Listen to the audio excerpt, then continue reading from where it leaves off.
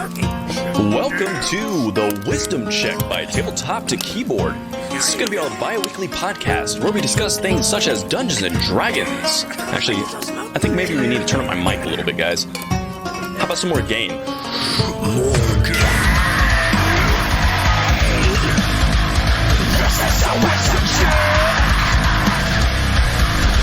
is the intro to end all intros.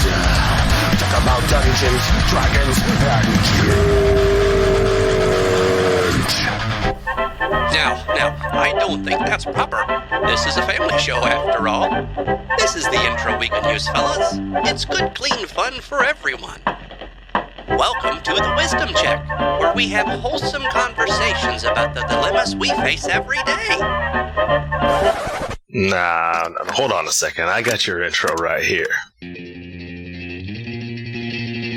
Yeah, that's better. Welcome to the Wisdom Check. Well, I'm right, just wrong. We're gonna have guests on to talk about it. It's gonna be awesome, because I said so. He is right. He did say so. I don't know. Is surf music the best music for a podcast about D&D? Fuck yeah. Okay. This just in, nobody can agree on our intro for this podcast. So we're just going to start. Welcome to the Wisdom Check. Roll for initiative. Fuck.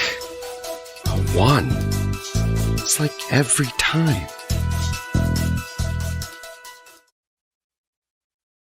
I think we're live. All right. I think we are live. Welcome, everyone, to the Wisdom Check. I'm Dustin. With me, as always, over there is Jeff. Hey. Today, here situated between us is Clinton Boomer. So, let's say hi to the crowd, Clinton. Hi, crowd. I'm Clinton J. Boomer. It's very, very nice to meet you. He's got a drink in hand. He is ready to go. Oh, yeah. That's a delicious water. My doctor keeps telling me, he's like, yeah, you gotta get hydrated. I'm like, I drink a ton of coffee, ton of vodka. Seems Keep it clear. Good to go, you know? He's like, water, asshole. I'm like, oh, Awesome. So, you are, we've actually known you for quite a long time. yeah. Back, we met you back in our Vampire Larp days, which was now going back 15 or more years. God, is it really that long ago? Yeah, it has been. I was doing the math earlier in my head. I've been LARP retired for 10. So the fact, how many years did we LARP? That tells you about how long it's been since we met Boomer here. And he goes by Boomer a lot, so we'll probably call him Boomer. Yeah, call me Boomer, man. That's 110%. That's my. So we LARPed with you for a lot of years. Yes. You were an ST at the Macomb LARP. Then you could come over and play in the CU LARP where we played and also were STs for a while. And then after that, you went on to start creating content. So tell us a little about your content. I will do exactly that. I just want to give a shout out to all of my CU peeps and all my Macomb players. The Macomb game we always referred to the CU game as like our sister, and that was very, I think, arrogant of us because that Macomb game would not have existed not even 1% if it hadn't been for the CU game. A fellow game designer by the name of Matt Bannock, who writes for a ton of great companies. He was an old friend of mine from and he went to Champaign-Urbana and got his degree there. But yeah, he started LARPing. I remember he just came back to Macomb. He's just like, "Oh my god, dude, this is the coolest thing!" And we're like, "Well, it's that really? I doubt you're." And we checked it out. It was amazing. Loved the CU game and eventually tried our own hand at it. And yeah, that was you guys put on a hell of a game, and we just stood in and then tried stood in your shadow and just we also have a game. Come and visit us in the corner where there's. It was good for XP. It was the XP sync, right? You made the rounds for the XP, you know. Well, to be clear, we made that haul out there, and that was definitely one of the more just beefy, story-focused, moody, atmospheric game that I absolutely loved. So, some of my favorite game sessions were over there. So, yeah, thanks for putting that on. Oh, you're gonna make me blush. We were an obsessive group of hardcore nerds who really that ST staff was very, very diligent about being like, I want here. I know exactly what I want from the game, and I know exactly how I like the kind of horror I want to invoke people. So that makes me so happy. But yeah, since then I did. I got started with game design in 2007 because I ended up doing something called RPG Superstar, which sad to say they don't do anymore. But it was Paizo, and this was back when Paizo was best known as the publisher of Dragon Magazine and Dungeon. Mm-hmm. And I had been just an old school, like huge Dragon Magazine fanboy. I was collecting Dragon Magazine and Dungeon Magazine before back in the second edition days. And I remember when they just stopped publishing, and it was super sad. And getting that final issue and being like, this is the end of an era, the end of a legacy. And then the nice people at Wizards of the Coast, they bought the rights to Dungeons and Dragons, and thereafter, third edition came out, and Paizo it seems to me they came out of nowhere. It felt that way, yeah.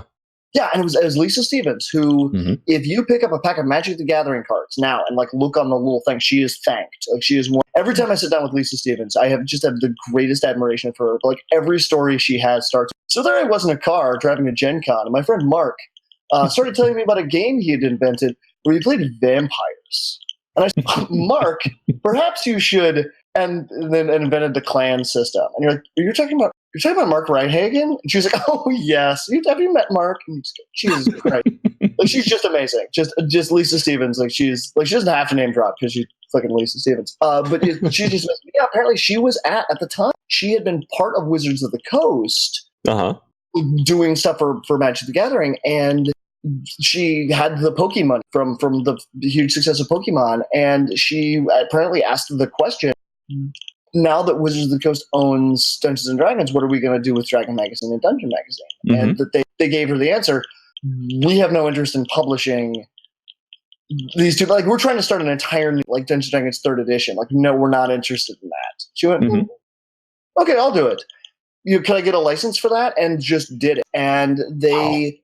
Yeah, and I just admired the hell out of it. Some of the best content I've ever read in my life. I mean, if I am ever stuck for an idea, which is relatively rare, but if I ever just oh man, I just need genius juice, if I can just crack my skull open and just dump it down the back of my spine, just grab 2-3 issues of Paizo's run on Dragon/Dungeon for 3035, and just flip through it because they invented the concept the modern era concept with Shackled City. And you just go, Jesus, this is amazing. And then kind of at the end of that era when Wizards of the Coast was they were acquired by Hasbro and it was moving into 4th edition, Paizo made the in-house thing of okay, what do we do? They are moving into 4th edition. They want the license for Dragon. They want the license for Dungeon. They want those back. And they're going to put it all online. What do? Do we take a step? Do we do 4th edition? Do we? And the decision was made. And this is all just kind of the oral history of Paizo. But they were just why don't what we have is a whole bunch of freelancers and a bunch of artists in a warehouse and an email list. Why don't we just put on our own game? And so then that's where Pathfinder. I have been a Pathfinder writer since before Pathfinder was Pathfinder, back when it was a 3.0/3.5 thing. But they did something called RPG Superstar, which was literally them scouting for new talent. And they made it very clear we're going to do this in the style of American Idol or whatever. And everybody the first entrance, and they're just many we have no idea how many will enter. 32 will be chosen, and then we'll pit you against each other. A series of increasingly difficult design. And wow, that is not how I imagine that system worked. Oh, it was amazing! It was amazing, and they had celebrity judges. So it was Wolfgang Bauer, Mona, Clark Peterson of Necromancer Games as these judges who would just but that was their big thing. They're we picked the 32, and the first initial entry was a magic. Here's your number of words. You said magic item? Yep. You know what a magic item is supposed to look like. Or specifically a wondrous. It's we're not looking for... A wondrous item. Yeah, wondrous item from 3rd edition. Right. We're not looking for wings, staves, wands, magic swords, magic scabbard, sure. Magic cloak, sure. And they even had their notes of note to self, the low-hanging fruit has already been taken. Like, if you turn in Cloak of Resistance +1, you will not be selected as one of the 32 finalists. And sorry about you.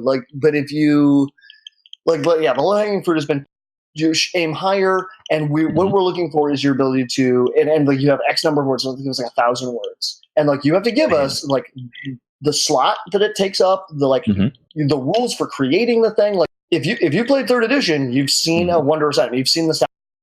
We're not even gonna bother telling you. You know how to do it, or if not, puzzle it out yourself. That's what we're looking for. You amateur game designer, show us your chops. The question isn't, did you go to school for this? The question is, can you do the job? Because nobody went to school for this. Nobody did. There's no classes on that. Well, actually, believe it or not, there are. At college I went to, they offered game design courses, history of games, game design, computer game design, board game design. I actually took some of those classes. Is that more aligned with computers though than actual, it was specifically about board games in one case. Oh wow, that's so cool. Yeah, I have such admiration for that. It was awesome. It was a nice elective to take.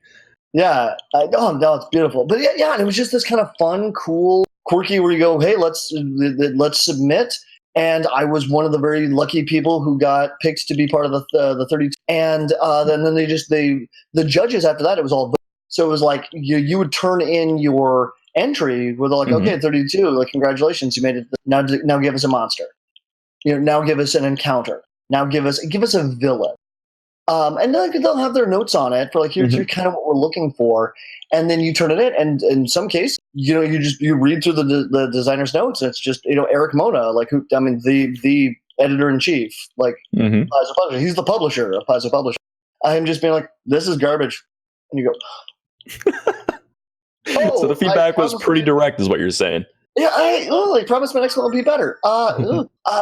And it was, but it was just wonderful, and it was cool, and it was all very public facing, where you just go, and then people get to vote, and they did this every year for years. And I want to be very clear, because someone once said, oh, dude, you won the RPG Superstar. I'm like, did I? Bollocks. Are you kidding? No, I did not win. I made it to the top 4 and was beaten by someone much better at this than I am. Yeah, what are you kidding me? I think that's a little disrespectful to Christine Schneider, the actual winner of RPG Superstar 2008, or 2000. And but what was really cool is those of us who made it to the top 6, the top 8, basically the final tier, we were immediately hired. Where it was hey, congratulations, you did a great job. Would you like some freelancing assignments? Oh, that's so good. And it was really cool, incredibly. It was very open about that's what we're looking for. You don't have to win because what you win for the job is the opportunity to write for them. Right. It's not here's $1,000. It's here's a contract. And it was a pretty really good cool. prize. That's a good prize. Yeah. Yeah, and it was super cool. And then I got to actually come back and be a celebrity guest judge, I think, for the next year. And you get make some comments, especially on the first 32, because again they did 32 items. And basically they sliced it down from 32 to 16, and then 8, and then I think 6, and then 1. But it was really cool. And then the very first thing I worked on was the Pathfinder Chronicles campaign setting, which ended up becoming the Inner Sea world for Pathfinder. But I got to help build the unit. And a neat moment, somebody the other day did you just had kind of a fun, quirky, a buddy of mine sent me the thing where it was I really liked Kingmaker, the video game. Yeah. And he was like, did you work on anything for this? I'm like, I didn't. But then I started listing off some of the stuff I've worked on over the years. And they were like, oh, yeah, this pops up, and this pops up, and this pops up. And I was like, oh, shit, cool. Actually, a bunch of my content showed up in the Kingmaker video game. So that's great, because I was actually playing that recently. Made some video content of that. He was just putting video content out about it not too long ago. So that's awesome. It's a fun game. I would like to admit, by the way, this today is my first day on Discord, and in addition, I don't play video games, and I also don't watch podcasts because I live with a 4-year-old and a 2-year-old. And, well, you're perfect then. You're ready for it. I just don't have the time. Yeah, I bet. Busy guy. Well, that's one of the reasons we want to have you come on the show with us, is because you're our first real content creator, somebody who sits down and just out of his brain pulls out systems and rules for things that you can add to your game you're already using. And I think when a lot of people out there hear the words content creator, there's a lot of maybe misunderstanding about what content creation is. I think, like, we used the word a few weeks ago, and someone was like, well, aren't all DMs content creators? Like, well, maybe to a degree, yes. But I'm like, most people use the word to refer to people who are doing it at a different kind of level, who are creating systems out of thin air or rules out of thin air for systems that exist. And that's kind of what I see you do a lot. Mostly on Facebook is where I see most of your stuff come up. But yeah, exactly. Absolutely. Just to help define exactly the difference between running games and making rules. You know? Absolutely, because it is that's one of the fun things about tabletop gaming, especially, where you just go, this is like you are one of the designers. Like the moment you sit down at the table, you are building your own character. You are immediately at it. You are poking at the edges of the universe. You can do stuff in like for the first time you play a tabletop game, you can do stuff you can never do in Skyrim. And Skyrim is an amazing game. I mean, of all the games I haven't played, Skyrim, at least I played around with a little bit. I go, this is amazing. This is beautiful. This is on and on and on and on. I said, but I'm so spoiled by tabletop games. And immediately I'm like, well, why can't I do X, Y, yeah. Z? The And flexibility in tabletop is just immense. Absolutely. And you as if you've ever sat down at a tabletop and either played a character or God help you run a game, like, you're a content creator. Like you are making, and it's just, do you take that next step and put your material online? And some of the best GMs, some of the best writers and players I've ever known have really not wanted to take that step. I have a buddy, I won't name names, but he is one of the smartest human beings I've ever known.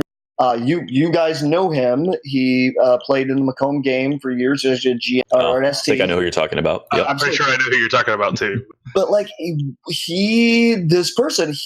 I remember he wrote one adventure for the Warhammer Fantasy Roleplay, like setting / he put it online and it got one really negative review. Like this very dismissive and I think inaccurate review. So he put it on the internet, is what you're saying. It's tough on the internet. Yeah. It's the internet. Yeah. And I remember watching him stand up, like dust off his hands and be like, never again. Yep. Never again. I think you have to have leather skin for the internet, and really what you're doing in general. I think the publishing world, a big part of it is taking feedback, and a lot of that's going to be kind of harsh. And sometimes, at least in my experience, sometimes the best advice has come through people I would say are being kind of dicks to me. You know, sure, because they don't have any reason whatsoever to care about your feelings. They just are going to point it out. This is what's wrong with your stuff, you know? Well, and it's such a signal to noise. Like, it's such that question. Because you go, you're going to get a lot more feedback. Like, the moment, that's the thing with the video. You just go, you know, there was, I remember somebody had him, and this is a long time ago, but they're like, we did a lot of beta testing Diablo 2. We did hundreds upon however many hours of playtesting for Diablo 2. They're like, within 24 hours of that game hitting the internet, there were like more people had experienced the game. Like there were glitches we never in a million years would have found. So I mean, that's what it is on the internet. You just go, there's so many people experiencing it. And how much of it is useful? It could be 1% of that is useful feedback. Yeah. There's a deluge. Yeah. But like, if 1% of it is useful, then getting. Do you dare stick your head in the river of flaming garbage? Yeah, exactly. Realize the river of flaming garbage does contain powerful magical gems. Like, they will float by every once in a while. And some people, I think, very wisely just say, I refuse to stick my head in the river of flaming garbage. And now tomorrow there will be rule sets for Pathfinder for the river of flaming garbage. Coming tomorrow. That's how it works, was born. It's running by your house all day, every day. Not to loop off too far. You guys are comic nerds. Yeah, somewhat. Yeah, comic books, up to a point. Yeah, I mean, sure. It's the it's the 90s. We're all you like Dungeons and Dragons. You know about comics. Okay, do you know a series? I believe it was Mark Waid that was called Irredeemable. It was his like weird Superman arc. Yeah, I don't know that one. Not familiar. This is where we need Levi. We need Levi on here for this. Yeah, he would be like, I know this is the episode, Okay, so this apparently, and I've made man. There's a chance you will receive angry emails where you just go, that fucking boomer guy, he does not know what he's talking about. I'm sorry, am I cursing too much? It's fine, man. Do it. It's right in our intro, so you're good. Oh, cool. Exactly what You have to put it in there up front just so everyone knows. All right, good. Exactly what I like to hear. Oh, so basically, he at one point, Mark Waid had he pitched a story when he was at DC. He pitched to Superman, and they were like, never in a million years. He's like, I'll make it an Elseworlds title. They're like, not even for Elseworlds, never. Wow, no, you're fired. That far off, you're fired. It's like, I really want to do it. Like, I really want to do it. And they eventually he had his the full script for it, and some other company, I want to say it was Top Cow, it might have been Dark Horse. I mean, whoever was, I don't think it was Avatar Press, but it was we're like, we'll take it. Like, we're gonna have to scrub that IP until it shines. Like, I mean, just file every serial number possible off of it. But if you want to tell it, and it's the comic that begins, like the opening sequence is legally distinct from Superman showing up to the home of Batman and murdering him. Well, there you go, right off the bat. Yeah, that's the opening sequence. We're like, oh, okay. Like, it's him flying into Wayne Manor. I'm sorry, legally distinct from, and definitely not affiliated with Wayne. And like pulling the Batcave out and like nuking it from orbit and just murdering. And you're like, okay, so he cannot help us. And it was the entire concept of the thing, because it was basically, what if Superman like just went? And he talks about it in the afterword from one of the issues or from like the trade paperback. He's like, oh, when I was in, it's like when I first started at DC, there was a note on my desk that said, don't use the Zonophone. Don't use the Zona what? The Zonophone. The Zonophone. And he was like, what the hell does that mean? He goes, I had to dig for a little while. It turns out the Zonophone is an actual object from like Golden Age Superman, like Superman in the 40s and 50s, where Superman has access to this object, and it sits in the friggin' Fortress of Solitude. It's just there.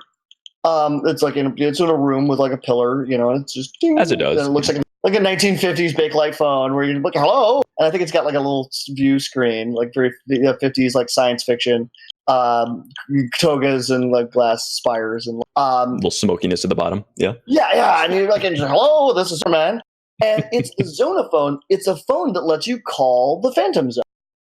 Of course. Why wouldn't he have one of those, right? Right. Well, yeah, it's the Fortress of friggin' Solitude. It comes with everything. And the ancient Krypton, like General Zod is not the only dude they cast into the Phantom Zone. They have a Phantom Zone projector. It's the little prison phone, right? Where you go up to the glass and you get on there, you talk to the guy on the other side. Like, exactly. And you're like, it just lets you call the Phantom Zone like anytime you want. Or if you happen, like, hey, Kal-El, if you ever like have real problems, don't worry. We stuck all of the greatest monsters of Krypton into the Phantom Zone, where they just scream at each other disembodied, and like they've all gone deeply insane, but they're also very good at math. So if you ever really have a problem, Superman, like you really have a problem, you definitely need Saul, just pick that up. And the big thing within the canon is that it will drive Superman insane. Like Superman can't use it very often. Like it's supposed to be his Deus Ex Machina, like the writer really needs. And that Mark Waid, when he saw this, like, don't use the Zonophone, he's like, oh, that's really interesting. Like, are they advising me not to like fall back on these really tired real world tropes? Until eventually he realized whoever left, that was the nickname around the office for the internet. Oh. Well, that kind of takes us nicely into our first topic here. That's what the internet is, right? It's just a bunch of angry people screaming at each other. They can't hurt each other. They can't actually do anything. They just vent their hate. And that if you gaze too long into it, you will go deeply in Superman and have to kill Batman. And anyway, perfect. That's an amazing analogy that you wrap that back around into that, because for a minute there I was like, I'm trying to see where he's going here, but then when does it hit there? Now I see it. I see right where you're going with that. That's exactly what the internet is. And being a content creator, that's what you deal with every day, is whether you're going to pick up that Zonophone and pick it up every day, right? And decide if you're going to put that back up there or not. I do have to take a quick minute. To thank Lindy for the raid. She absolutely. Us from her show into ours, so she just dumped. What does it say? There's 6 viewers in there with her onto us. Welcome, viewers from Lindy. Hope she had a good show tonight. We're here with Clinton Boomer. He's a content creator, a writer for freelance writer, I should say, for Piazzo and a few other places that he's written for. We were discussing being a content creator on the internet. That's where we're at the moment. So, and we touched on something there briefly at the end of your story. And the first topic we were looking to get into tonight that you posited was dealing with modern games.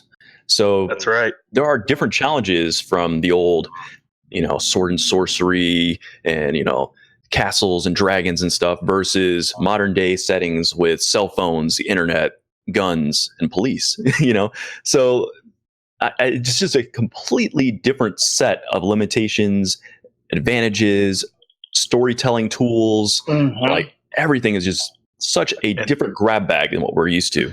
And I didn't specify with you when you said modern games. Are you talking completely like realistic real world modern?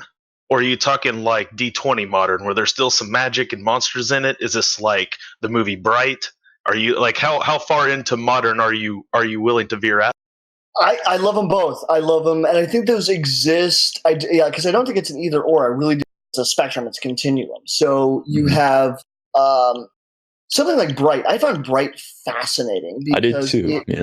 Yeah. Like, okay. Also, I just would definitely strongly advise anyone out there, if you haven't read the original script, it's really interesting and worth a read, because there are things I think the script does really well that were changed for Netflix, and I think there are things that the film on Netflix did better.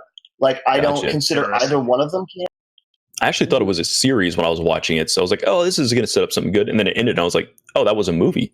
Oh, whoops! Oh, it's over. Oh, my bad. Yeah, no, it's the same here, because it felt there was a ton of promise. I remember, like, my confusion was like, really, they signed Will Smith for like 8 episodes of this? That's huge. Like, no, it was like an hour and a half. Like, just one, which makes way more sense. Makes way more sense. Yeah, he's busy. He's got that Disney money. Like, yeah. I not to loop off too far. There's a thing at work. Anytime anyone curses, because we deal with the public a lot. I'm a server bartender by trade. Like, it's my day job. It's to turn and just be like, a great man once said, Will Smith doesn't have to cuss in his reps to sell reps. Which you're supposed to be like, well, I do, so fuck him and fuck you too. And you go, oh, wait, did any customers hear me? No, thank you. So good. That's so yeah, and it's weird to me to realize like that Marshall Mathers and Will Smith may have actually met. Like, I wonder how that interaction. That was a strange one. Yeah, it's a little black and tan there, with like, cursing on one side and clean language on the other, I just think it'd be really cool to like be standing there and like have Will Smith like walk up to you and be like, "Hey, yeah, you referenced me in one of your." Yeah, I'm sure those kind of things happen, and I'm sure it gets awkward every now and then. That has to. Like, we're not doing a rap battle. Yeah, rap battle ensues immediately. Yeah, it's impossible to get out of those. So to be a fly on that wall. Okay, but yeah, to answer your question, no, I loved Bright. I think and it's hard for me to remember exactly like the film, just because it's been a hot minute since I watched it, and also I read the script, and there are so many major distinctions. I really liked D20 Modern as well. Funny enough, I love D20 Modern, and I have a game out right now. It's called Bloodlines of Black Magic that strongly has one foot in D20 Modern. Like, I think we even call it out like at the very beginning of the book. We're like, this game would not exist if it were not for D20. So like, if you didn't like that, you probably won't like this either. You got it. That's, it matters of taste, no debate. Some people like mayonnaise, some people like whipped cream, and some people they don't like either. Pick what you dig. Some people like skydiving. Some people would pay money to not. But like, it's I love kind of every element of modern era fantasy, and I realize I realized I can't be like. Have you ever heard of the series called Harry Potter? It's about these modern day wizards who do like, no, that's popular. Like, that's right. The Avengers is urban fantasy. Like, Avengers, like, oh, really? People with amazing powers who live in the modern day. Tell me more about these Avengers, if you will. Like, no, it's that to say that's what you're interested in is, it's almost cliche at this point. Like that, Star Wars has one foot in like modern day, but with crazy stuff going on. So like near future, kind of, yeah. That's more near future-ish, but yeah. So like, I guess I was making a distinction between something like that and something like, I have some friends at Notorious DMG are places like Delta Green, where it's purely like Black Ops, like that sort of stuff, where it's not like magic. It's just like Black Ops sort of stuff, like that level of like modern versus like I said, like a modern D20 modern, where there's still you got weapons and guns and stuff, but you also have people still throwing magic missiles around and dragons around the corner in a human form. Because in theory, I guess. I mean, it's been a while since I played any huge Delta Green fanboy. In theory, you could have the member of your party in Delta Green who knows a spell. Right, in theory, yeah. It's not going to go well for you, like that's, and it's not going to help. Right. Like at the end, like when everyone's just getting shot in the head, like you're not going to be like, oh, I know what my one spell, and I haven't. Right, yeah. I also worship the great old ones. So no, it's. Yeah, that's okay. And I just want to give a huge shout out to Unknown Armies, which to my mind is one of the more extreme and twisted and brilliant ways to do modern era like urban fantasy. Where in that instance, a bunch of the characters can have magical abilities, but it still is very grounded. It really is. There are magic spells that you can do, but not one of them is going to have the punch pistol. Just like, all right, like, everyone in the party brought powers to the fight, and I brought a gun. You're like, awesome, you will probably win all the fights for us. Like that's, like there is no magic missile. Anyway. Yeah, when I say modern era games, that runs the gamut from like Vampire. I mean, clearly, everyone here played a great deal of Vampire. I have not gotten the new. We're actually going to talk about that in 2 weeks. We have a guest coming on who wants to talk a little about it, but it's got some real issues right now. A little PR going on around it. Problems, PR issues with the new Vampires, and we mean catastrophic. Yeah, like catastrophic. But yeah, we're going to get into a little of that in a couple of weeks with a guy who does have the book. Wiley, he wanted to kind of talk a bit about that in a couple of weeks. So we are going to touch on tune into that episode, and I'm very excited about it. It'll be in 2 weeks. So. As I may have mentioned, I live with a 2-year-old and a 4-year-old, and don't play video games or spend much time. This is my first time on Discord. So I'm tangentially aware of certain things that happen, and vastly unaware of huge other things. We don't see it all necessarily either, but we did have some. We got some warnings, tipped us off like, hey, do you know what's going on with that? And we started looking into it. We're like, oh man, that's horrible. Like, maybe you don't want to touch that. We can touch a little bit about some of the issues that old Vampire had, even because it still has some of the same problems, in my opinion, now that it kind of had then. I mean, if you're talking about in 2019 in modern games where you're playing something like a vampire, they only got a few routes that they go to feed, and you're talking about most of them are things that are real trigger word problems in 2019. It ain't like it was 20 years ago either. Not saying it was better 20 years ago, but people didn't seem to have the people playing Vampire were more, I think, into the genre than what you would see nowadays. Like to me, it was a little different scene, but it's nowadays, I don't know. It'd be very touchy, in my opinion, trying to play a vampire game modern. Well, I think the thing is that when you sign on to play a vampire game, right out in the gate, it's saying you are an inhumane monster. Here's all the sets of powers you have. All of them, if you use them correctly, are bad. Like if you think of them in a way, they dehumanize you or the people around you in every application, subtly or blatantly. And if you're playing the game correctly, you should be thinking about how your character is a monster. You can fluff it up all you want. You can try your damnedest to be, a nice guy hanging out with Lestat. But the reality is, you're eventually going to succumb and become part of this awful society that you hate. And that's the point of it, Oh, absolutely. I couldn't agree more. And I had a moment where I posted. I think I even had a couple of I took screenshots of a conversation because there's a gentleman, again I have names because a lot of this is under NDA, but a super cool guy who's working on a game, and he and I are working together. And I said something about Vampire. I was like, there's almost kind of like Vampire the Masquerade feel because it's like the corruption.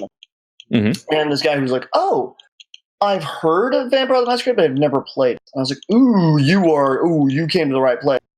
Guy, let me see if I can explain the corruption mechanic to you, in general. And I basically hammered it out, and I took screenshots and I set it on my Facebook. I'm like other Vampire the Masquerade players, does this fit? Did I explain it well? And I was lucky enough that I believe it's pronounced Achille or Achille. but it's Justin Achille. Oh yeah, Justin Achille. Yeah. Yeah, it was like one of the designers. Okay. Yeah, the main guy. Yeah. Yeah, I follow him on Twitter. I mean, I'm lucky enough. Again, I follow like Dennis Jett, like of Delta Green. I follow these guys on Twitter, and like occasionally I'll actually get to interact. And like he jumped in, he was like, "I think you're close," and like here are some of my other comments. I was just like, "Thank you." Like, holy shit! Like, wow. I can't imagine a situation in which I would randomly have a question about like, well, what are the themes of Vampire? I just like, let me explain them to you. You're like, oh my god, right? Yeah, and it was really neat. But yeah, I think there's a strong element of that.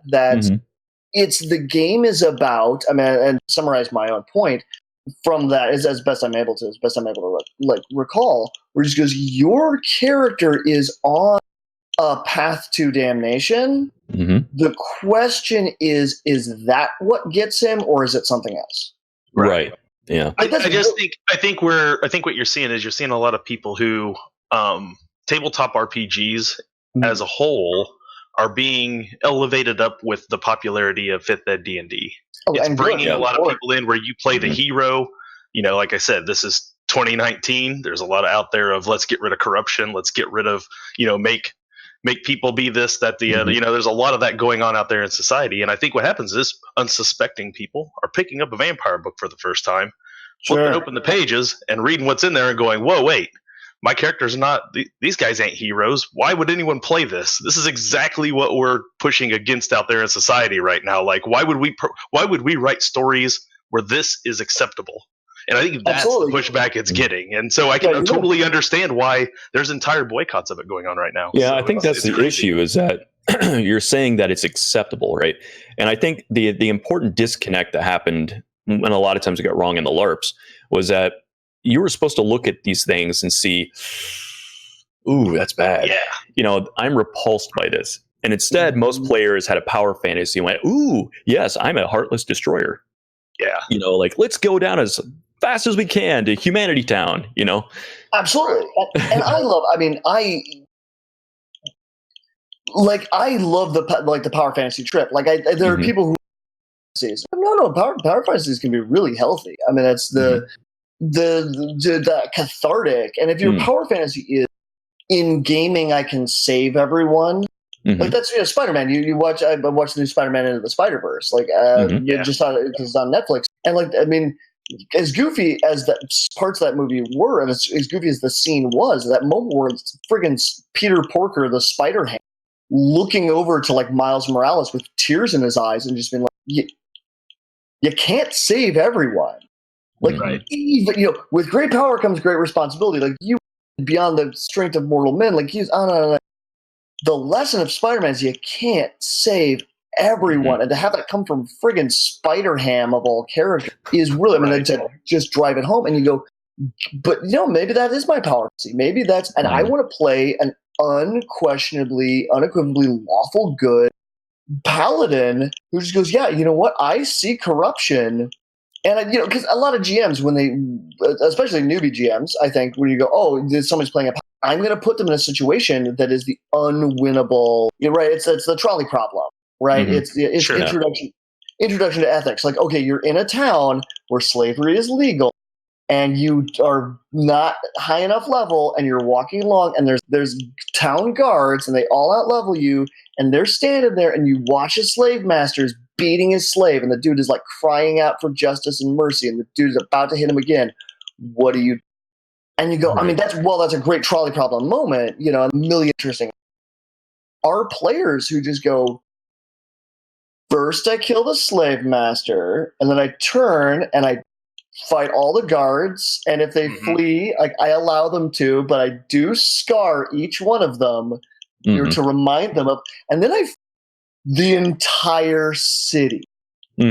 Right? That feels so good. You're like, what would Superman do? Like, what, the best possible version of, and that is like, I'm not going to throw stones at it. If that's your power fantasy, there's nothing wrong with that. That makes me so happy. We live in a time when the idea of like, I want to try to save everybody. I really do. I want to be a hero. There's nothing wrong with that. Vampire is the wrong setting. Exactly. because vampire is an exploration, and like, and I mean, I was a storyteller for years. You guys, you get it. That moment where you have to look at a player when they're like, and then my character jumps off the roof and like lands and like makes a little crater, and I'm gonna take one quick action. A burn of blood so that I can stand, adjust my tie, fix my sunglasses, and then go running back after the serial killer who's getting away. And you're like, I don't know if vampire is the game for you. You are a fangs, and that's like, you're a superhero who's a little angsty and has kinky bite sack. And that's really cool, but that's not the game. Right. And like, yeah, I don't know. I mean, I know little as I do about whatever controversies are surrounding the new vampire. I'm certain there are 10 million of them, and I'm certain it's a far deeper than I'm imagining it to be. It is. It's deeper than that. Yeah. Yeah. However deep I think. I don't really want to get too much into it today on here with the specifics, but it's bad. Yeah. Fair enough. And here's what I'll say. One of the things I don't love about modern is that you really have to make hard choices as a GM about your masquerade. Right. Like, what is enforcing the masquerade, or is there? Just in case people don't know vampire, let's lay out the concept of masquerade for them. Absolutely. Yeah, so, go ahead. Yeah, the term masquerade actually predates Vampire the Masquerade. Like they borrowed that, but I think it goes back to Heinlein. Really? Yeah, it was like Lazarus. That was their family, because they were like ridiculously long lived, and they participated. The family participated in masquerade, where you just go, yeah, we have on average like a life expectancy of like 700 years or whatever, and the average person does not, which means we need to pass by in the background. People can't know about this, and so they refer to it as the masquerade. That is my understanding. I believe it's from Heinlein. I know it predates Vampire the Masquerade, but it was borrowed. And it's an excellent. And in the game terms, the point is to do your thing without society ever knowing you're there, and that is at the end of the day, that is what the game is supposed to be. So that's where your power fantasy sometimes comes into conflict with kind of the core game design of what you're supposed to be doing. Absolutely, you dwell in shadows. You are the shadow. And there are repercussions for violating the masquerade, and a certain number of hooks for the game should be, we have reason to believe the masquerade has been threatened, go deal with it. Right. The hard choices that come with that, yeah. And that was a lot of our content at LARP, was go deal with this, go deal with that. Like, that was a lot of what was going on a lot of times, until players decided to do something to another player. That's what the game a lot of time was cover up this, cover up. Yeah, I think one of the weird things about modern games, we've kind of touched on this on other talks, is that it's so familiar to us. It's the world that we live in to a certain degree. There's usually some variance there. But the things that happen in the game aren't as separate from us as they would otherwise be in a different setting. Yeah. Something happens in Dungeons and Dragons, I don't have a true connection to that. It's just a game. Yeah. But something in a modern setting, that can affect people a little differently. It can remind them of something they've encountered before, or a lot of the issues that happen, like street gang violence, or intentionally pulls from headlines. A lot of things like that. Like when you have things that are intentionally pulled from things that are going on in the world, like that's when you. Sometimes I think with tabletop RPGs in a modern setting, that's where you kind of really start to have to tread light. So I can I can see where sometimes these modern games are delving towards those situations. I think that's where they're getting themselves in trouble. Is that I think so too. Things like there's interesting room to play and to explore and to understand things like school shootings, for instance. Horrible event, terrible thing. Absolutely. Awful experience. I wish nobody ever encountered them, and I wish everybody the best that has been through them. But in a game setting, you have an opportunity to explore things, and violence occurs in games all the time, But when you start to play a modern game and you inject something like a school shooting, there's a lot of considerations at play at the table, like who's at your table? What do they think of this? Is this fertile ground for a good story, or is this just something we should leave alone? Right. And these are things you just don't encounter in other settings. Oh, yeah, that's not, you could, in theory, if you really push to go crazy, you could maybe try to play with some of those tropes. Forgotten Realms game. I think that would be difficult, and I don't think it worth the time, energy, and effort to make the thing happen. It's right. Yeah, where I think, okay, so like Shadowrun or Bright, which is kind of Shadowrun Light, that has no mask, right? So I mean, if viewers at home are like, okay, give me an example. Like you've said what the Masquerade is. The Bright, fuck the Masquerade. Like there is no Masquerade. There's no question. Magic's out there. There's dragons in the sky. It's all good. Yeah, like there's no question. Does magic exist? Like no, of course it exists. Can you do it? No, that's the other end. And then I think there are varying degrees of it. So like that TV show True Blood, I loved True Blood, and part of True Blood, one of the fun things, I didn't see the later seasons, but I liked the season or two. And that the fun thing to my mind was they go, oh, the show starts and says, there is no Masquerade. It's been lifted. And then as you delve into it, you go, oh no. Layers of Masquerade, some of them have been lifted. Like, oh yeah, everyone knows that vampires exist. No one knows that like shapeshifters exist. Nobody knows that werewolves exist. La la la. And you go, oh, like exploring that. Harry Potter is an example of like hard Masquerade. Like not only does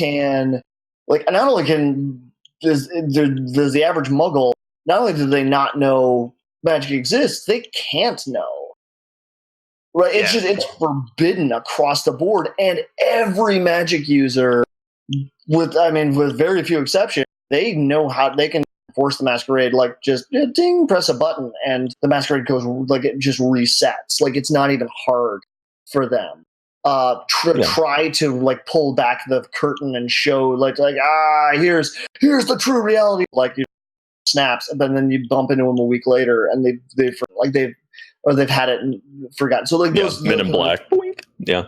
Do you think that these kind of ideas of the Masquerade are inherently necessary for a modern style game to be successful, or I think, not? Excellent question. I think that you, the game / you, the guy running the game, to make choices about your Masquerade, and you need to understand A, whether there is one, and B, how is it enforced? Because Men in Black, that's a perfect example where our main characters are literally tasked with enforcing the Masquerade, and not necessarily in a kind and gentle. That's like the entire point of the series is there are things man was not meant to know. We know them. You're welcome. Like I have a gun that can shoot aliens. Like that's my day job, and I'm better than the average person. Played by Will Smith or Tommy Lee Jones or whoever. I'm better than you. I mean, you can see my character sheet. I'm way better than the average person, and and that's why they give me the BB thing, and they give you one. Yeah, of course I have that, and you don't.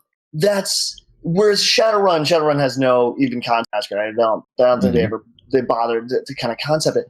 And then like I put together a setting which is available on where the entire concept was supposed to be kind of fun with it, which was this is the moment before the Masquerade fails. Let's go, oh no, because in Vampire it's not inevitable the Masquerade will fail. No. That's not likely. It's likely, and the PCs can do it. Like it's not. It's kind of the opposite. They often kind of treat it like it's been going on for thousands of years, and it will continue to go on. And if you screw it up even the slightest, you'll get erased right along with whatever else happened. Like they almost treat it the other way. Like it's inevitable the Masquerade will continue. Like they treated that. Yeah, like this is an ironclad, like, oh, sure, it got breached with the Burning Times, which we've just covered up and called the Spanish Inquisition. You are a threat to the Masquerade in the same way that, like, a large swarm of gnats is a danger to Dwayne the Rock. Right, yeah. Sure, I'm certain a truly powerful, they have him outnumbered. Don't you forget it. But like, dude, it's a swarm of gnats. Like they can't really hurt Dwayne the Rock Johnson. Like I'll give you, if enough of them went up his nose simultaneously, but I'm gonna bet on Dwayne the Rock. Like he's gonna win. And like basically, yeah, you're not great. And I wanted to play when the Masquerade fails. Like it is friggin' inevitable. There are just too many will workers. There are too many magicians. It is gonna happen. It might not be you, it might be your buddy, but it's going to friggin' happen. And after that, it's the apocalypse, and we're going to have to deal with that because Fallout is a great setting, and it's going to. And people, the average stressed out suburbanite has screaming, panicked monkey in the back of their brains, and they know, like that monkey knows what happens when tigers and witches come out of the shadows, and that is build the bonfire a little bigger and throw rocks at it and get the whole group together and beat it with sticks till it's dead.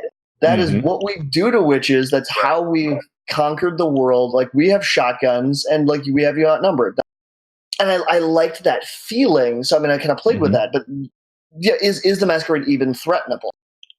Is it a thing that exists? And to my mind, that's a really fun element of gaming. And that's not an element of Forgotten Realms, for example. I love the Realms. I always come back to the Realms. And that's my kitchen sink fantasy universe that everybody knows. That is not a story you can tell. The characters, like the PCs, they can't be given the assignment, go protect the Masquerade, and the Masquerade is threatened can't be a thing that gets them moving all on.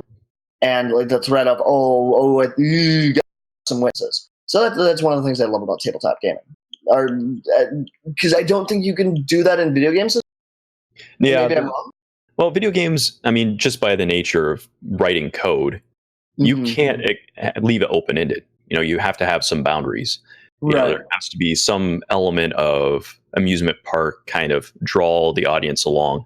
In the same way that you do as an author for a book, I imagine. You know, the structure is different than it is for tabletop gaming. Absolutely. You have to leave it open for gameplay.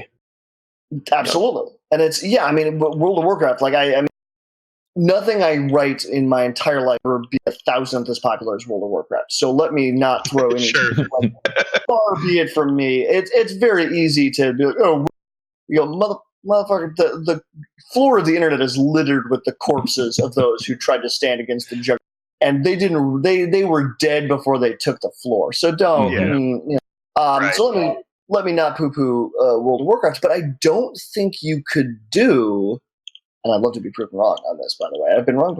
But I don't think you could do a Vampire the Masquerade World of Warcraft style. Like you could do Vampire. There's people trying. There's people out there trying. It's been in the works a long time. Bought and sold and canceled and restarted. But I don't think that threat of the Masquerade being breached and the sheer coordination, because I think it would take 20 minutes. Yeah, the game would be destroyed. Yeah, you'd end up at like Legacy of Kain level of like vampire running around just murder hoboing everything in sight, right? Sure. And it's, I mean, in the same way, like Spider-Man, I'm sure there's a masquerade, but everybody, I don't know if that Spider-Man's real. No, he's on the job not a very long time, and it's and there's nothing wrong with that, but I think tabletop gaming can succeed in that. And I'll go you a step further. I loved when I think great games set in the modern era. I think the original Ninja, where your character is sprinting down the streets of New York with a katana, murdering dudes, and that's a modern era game. And I don't feel like they really. I feel like they really dug into like, what did the average New Yorker think about the events of the original Ninja game? Well, they're all dead, so it was all satisfied. There's no one left to write the story. I believe it was Ryo Hayabusa who said, "Black Ops, no witness." And we just went, oh, shit. One day, we all woke up and the population of Queens was missing. And, several paramedics on the scene said, looks like katana wounds.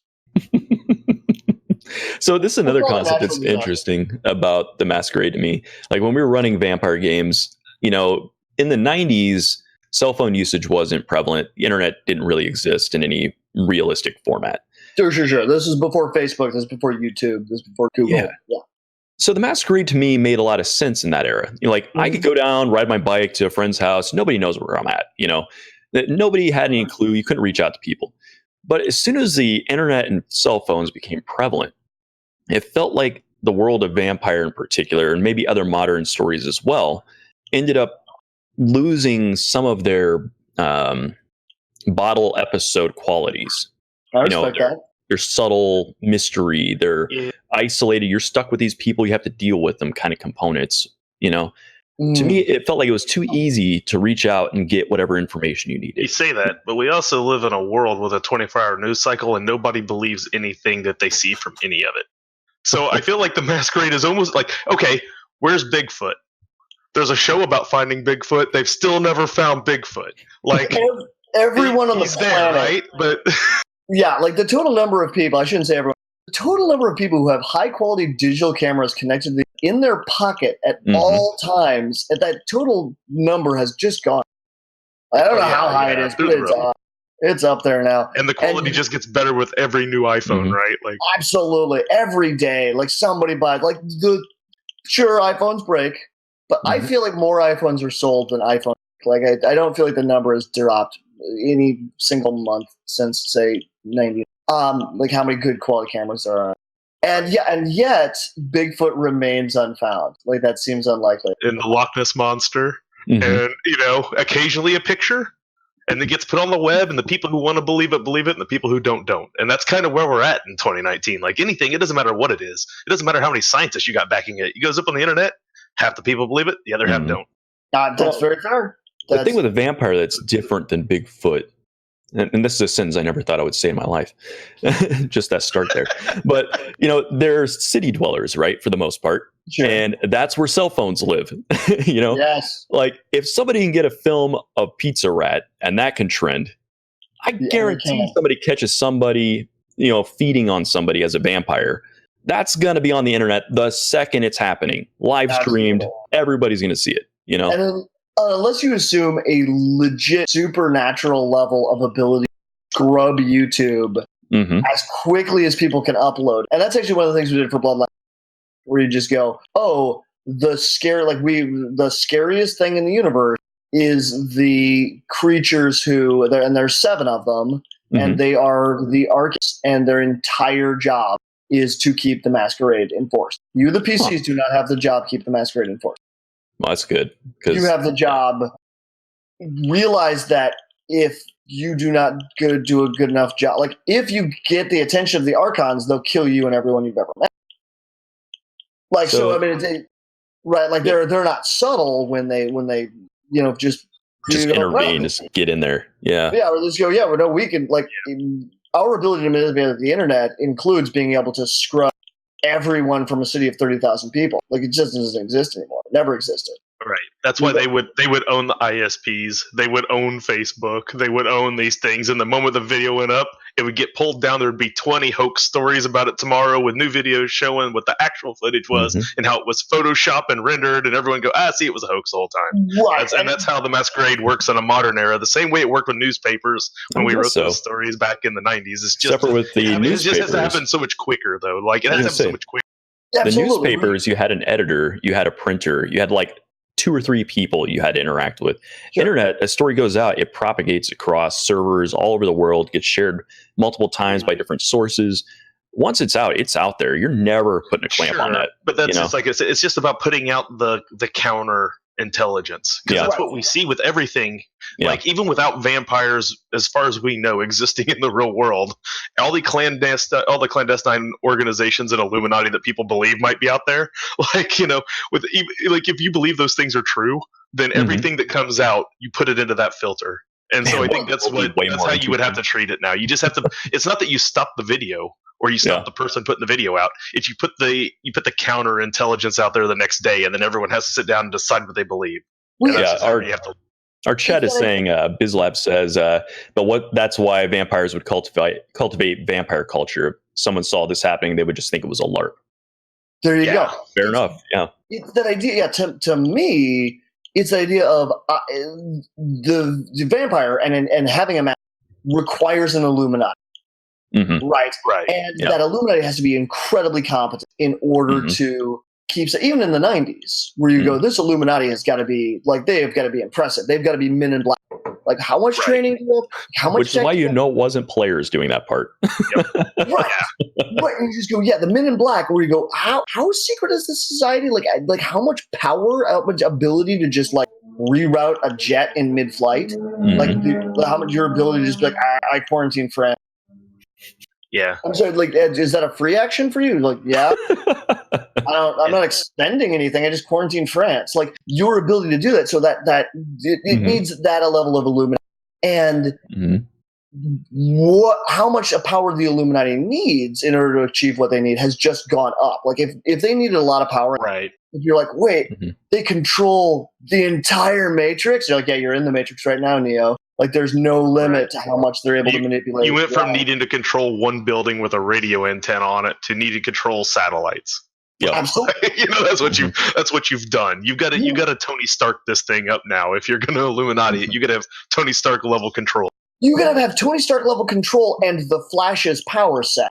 Right. Yeah. In the same person.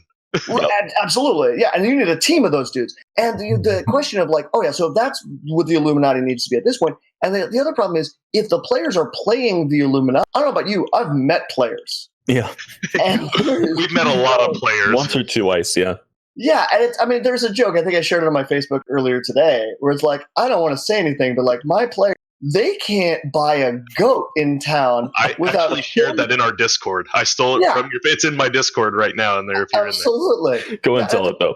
Yeah, that idea of like, they can't buy killing the mayor, burning half the town down, opening a portal to hell, and like upsetting a major. And yet, when they get into fight, the moment initiative dice hit the table, they are this well-oiled death machine unit. And a buddy of mine on my Facebook jokes, it was like, total number of sessions it took for my players to agree on how to organize a meeting between two rival factions. 3 months. Like, not 3 in-character months, 3 months of weekly games, just them arguing every session. How many total sessions it took for them to like bust into a heavily armed paramilitary compound, kill every single person inside, just burn the place to the ground, and vanish into the night?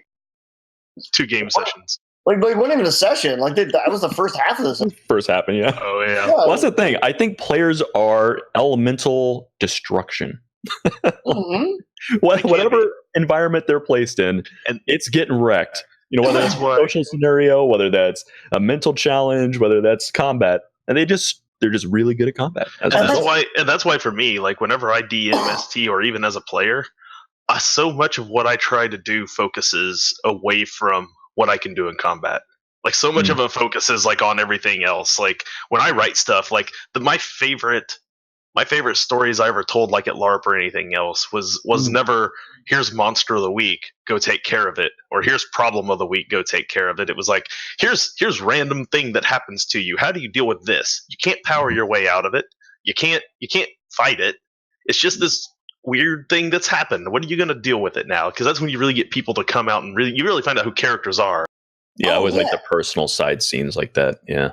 Yeah. The question is, can you interact with it? I mean, yeah, the fact that we like, because I mean, I'll talk a little shit about players here, and it's out of love. Like, yeah. The idea that like I'm not blaming a player for wanting to interact with the universe. But that fills me in my heart with gladness. Like that's if I didn't want people to interact with the universe, I would write the stuff. Like that's where the fun, interesting parts go. And yes, sometimes that interaction can be this fumble-thumbed, like, I don't know what I'm doing. I forgot to read the thing you told me to read. And I stabbed the mayor in the face.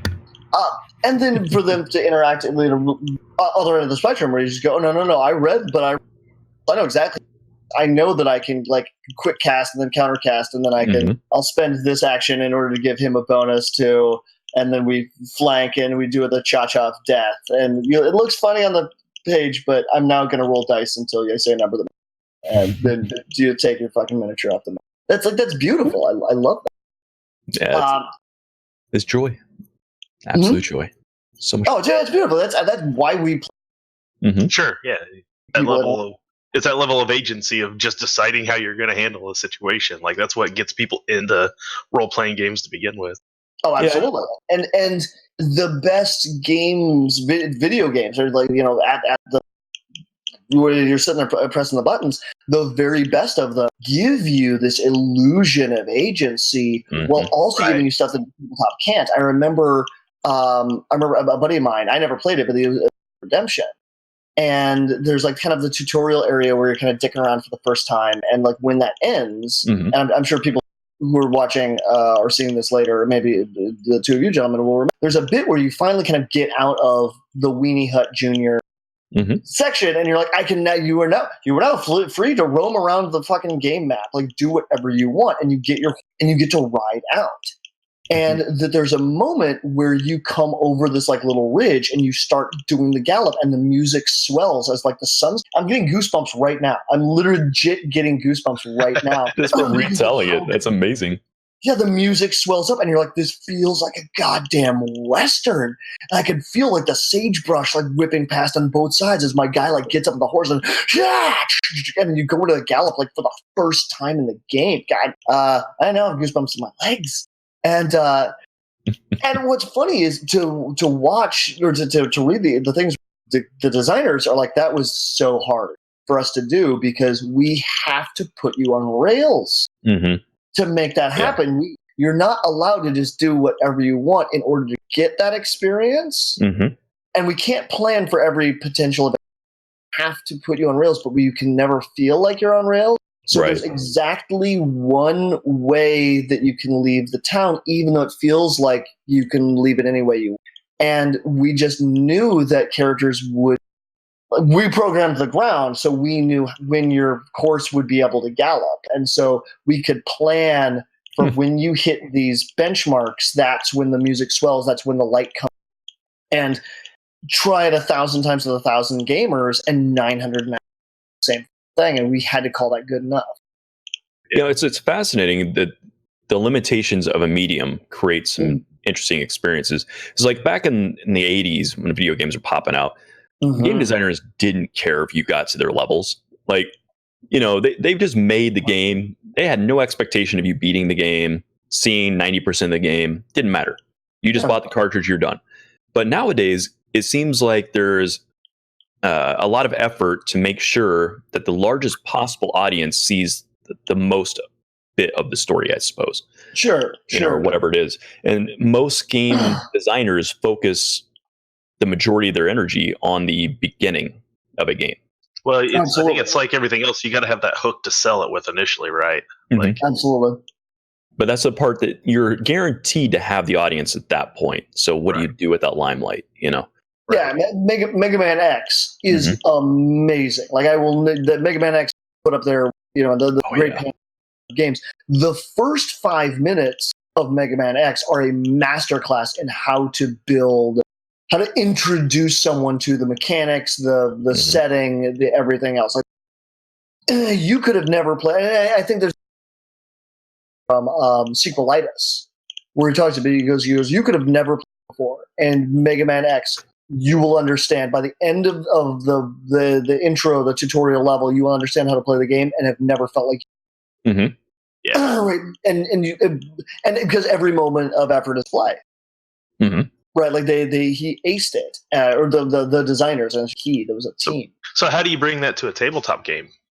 That's really hard. Really hard. And I remember I said to someone the other day. They said, "What is the difference?" Fundamentally, end of the day, what is the difference between writing a game for you and your friends to play at the table and writing an adventure that would be published by a company?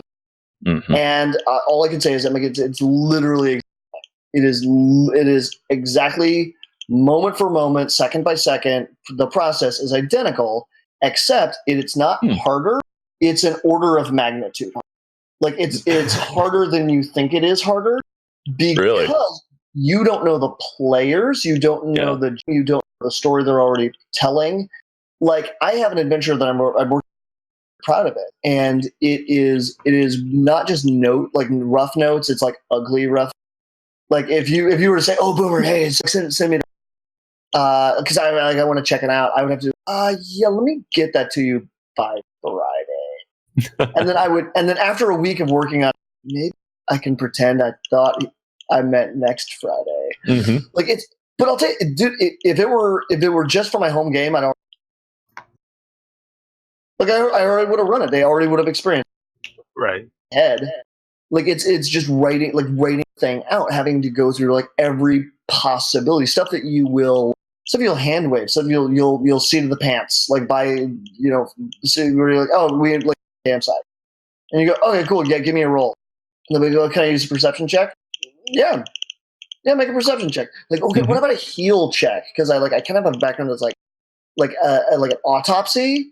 Like, again, you said it looked like there were blood spatters before, and I realized it's not a dead body, but could I kind of use and I use a GM and you'd be like, yeah, sure. And then whatever number they roll, you give them the clue. Like, I don't care. And you rolled a 12, you're like, oh, that got you closer to some information. Try rolling again. And the guy rolls a 20. You're like, oh, let me give you. Oh, you rolled so. I wasn't supposed to tell you this, but here's the information you found. I don't give a fuck. You just tell the story. Yeah, right? You got to give that breadcrumb, otherwise the story doesn't happen. Absolutely, of course they're gonna find the clue, you idiot. Like what? It's. And I would completely do that. I would have run this thing twice by now. And yet, in order to I have to write the adventure, I have to spell out for the GM. But I can't pretend that. But the guy running it, I can't assume he's stupid. Stupid people don't run games. They just don't.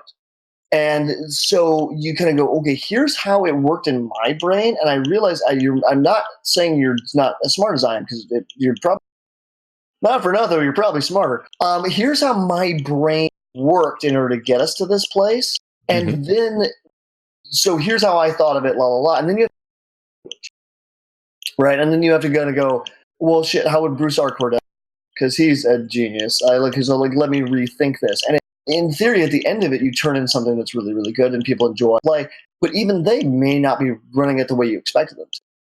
That's the weird thing about Pathfinder organized play, where you just go, oh, I didn't the two of us ran the exact same scenario for the completely different people and completely experiences. Oh, my players did this. Oh, my players did this.